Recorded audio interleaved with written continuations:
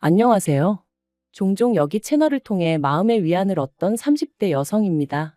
하지만 여지껏 제가 남의 이야기를 들으며 울고 웃을 줄이나 알았지, 제 이야기를 하게 될 줄은 몰랐는데, 답답한 마음을 속 시원히 털어놓고 위로를 받으려니 여기만한 곳이 없네요. 비록 제 얼굴이나 이름은 밝힐 수 없지만 그래도 아끼는 동생이 겪은 일이다 생각하고 들어주시면 감사하겠습니다. 좋은 이야기도 아니고 친정 부모님도 저만큼이나 이번 일로 마음을 많이 다치셨다 보니 더 이상 두 분 앞에서 약한 모습은 보이고 싶지 않아요. 남편하고는 대학 시절부터 알고 지내던 사이였어요. 하지만 급속도로 관계가 진전된 건 제 나이 29 겨울이었습니다. 모처럼 야근 없이 칼퇴를 하던 날이었기에 빨리 집에 가서 쉬고 싶은 마음뿐이었는데 대학 동기에게 연락이 오대요. 자기가 너무 우울해서 그렇다며 와서 위로 좀 해달라고요. 좋은 일이면 차라리 피곤하다 솔직히 말하고 집에 갔을지도 모르겠는데 풀죽은 동기의 목소리를 들으니 차마 피곤하다 소리는 못하겠고 그래서 어쩔 수 없이 동기를 만나러 갔어요. 그런데 가니까 저만 온 게 아니라 다른 동기들도 둘이나 더 와 있더라고요. 게다가 우울하단 말도 거짓말이었습니다. 월요일 저녁이라 술 먹자고 불러내면 아무도 안 나올 것 같아서 그랬다는데 어찌나 짜증이 나던지. 하지만 어쨌든 자리가 만들어졌고 걔 중에는 남편도 있었는데 남편하고는 꽤나 오랜만이었거든요. 그래서 기왕 이렇게 된 거 인사나 하고 들어가자 했던 건데 그날의 만남을 계기로 남편하고 하루가 멀다 하고 연락을 주고받는 사이가 될 줄은 몰랐죠. 그리고 그렇게 연락을 주고받은 지 1년쯤 되던 때 남편에게 제대로 한번 만나보지 않겠냐는 고백을 받았습니다. 좋은 친구라고 생각했기에 그런 고백이 달갑지만은 않았던 게 사실이에요. 헤어지게 되면 친구 하나를 잃게 되는 거나 마찬가지잖아요. 뿐만 아니라 동기들 입에 오르내리게 되는 것도 싫었고. 그래서 처음엔 거절했어요. 지금 이 정도 관계가 딱 좋은 것 같으니까 앞으로도 좋은 친구로 남아달라면서요.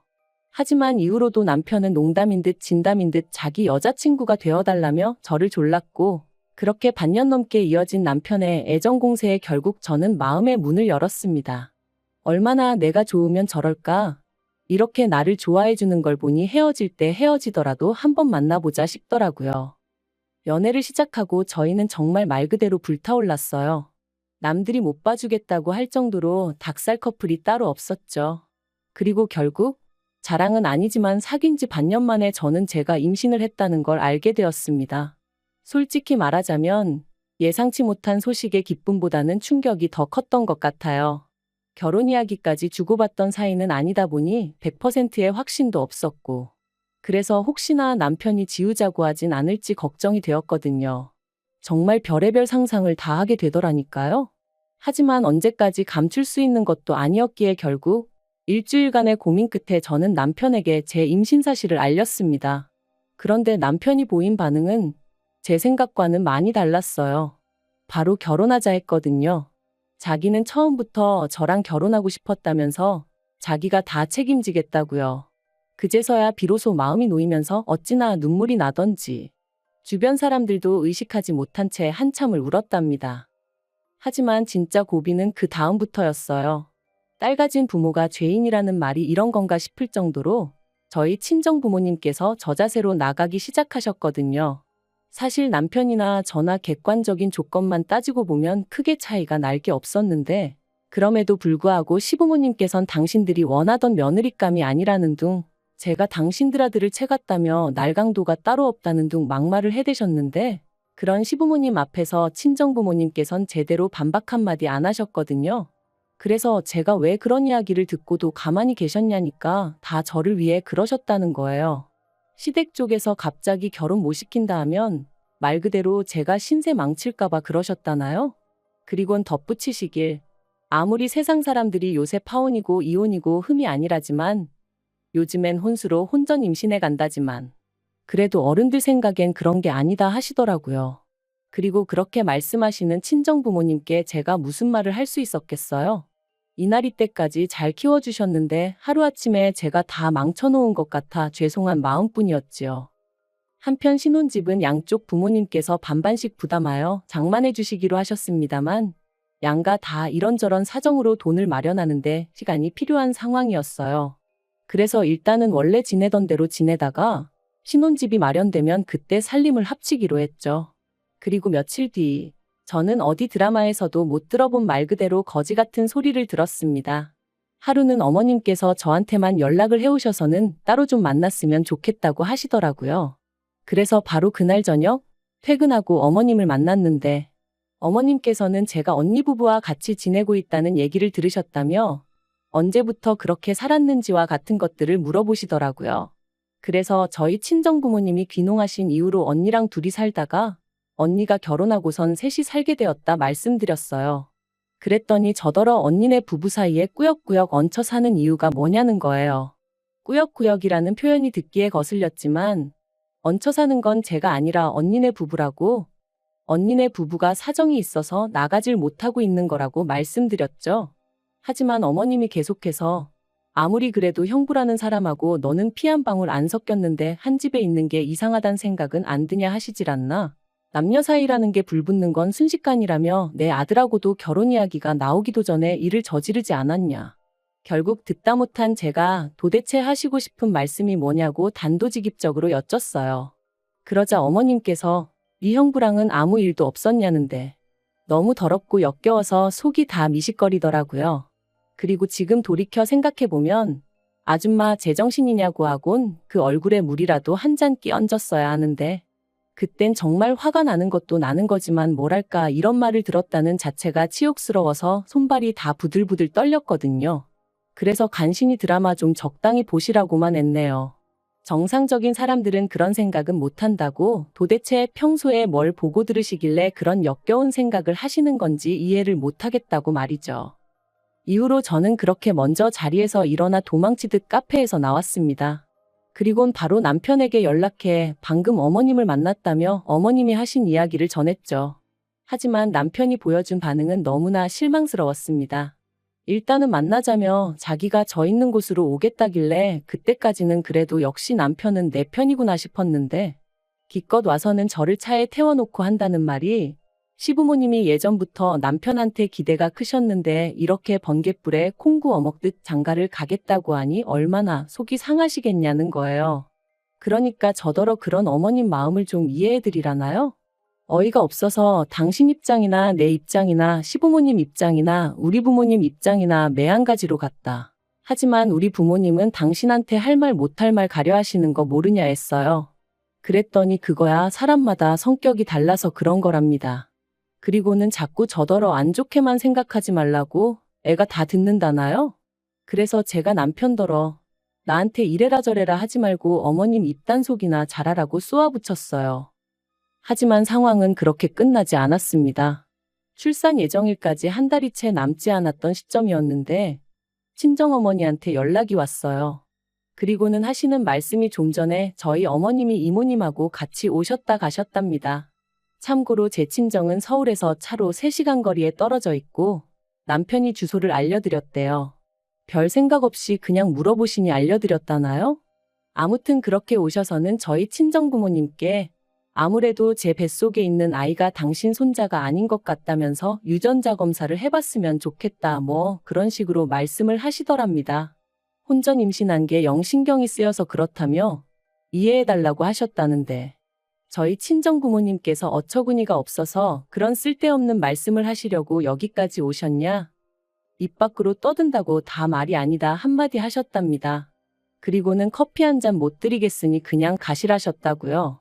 그날도 혹시나 당신들이 잘하면 저를 좀 더 아껴주시려나 싶어서 웬만하면 뜻에 맞춰드리려고 했는데 말 같지도 않은 소리에 그때만큼은 정말이지 어머님 머리를 다 잡아 뜯어놓고 싶은 걸 꾹 참으셨다대요.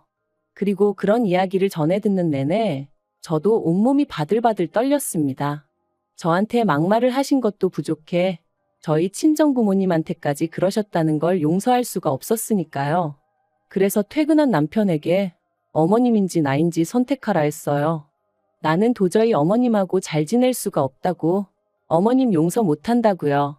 그랬더니 남편이 한숨을 쉬면서 그래도 시어머니한테 말버릇이 그게 뭐냐더니 자기는 뭐 어떤 선택도 할 수 없다면서 그럼 저만 연 끊고 살라대요?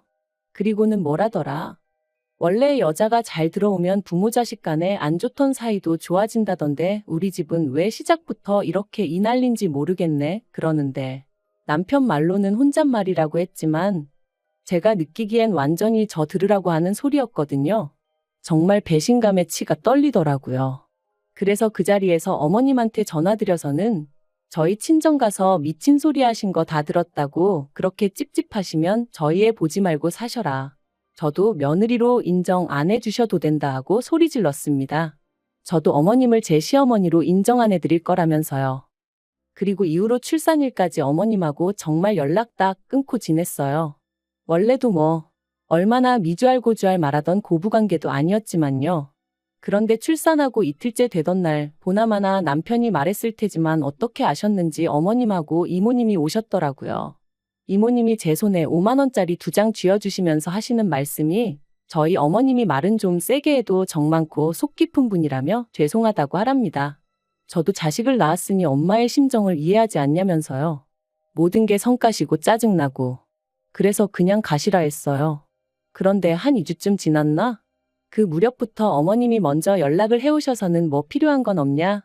먹고 싶은 건 없냐? 그리고는 우리 손자 보고 싶다 그러시는데 사람이 죽을 때가 되면 안 하던 짓을 한다더니 뭐 시한부 판정이라도 받으셨나? 별 생각이 다 들대요?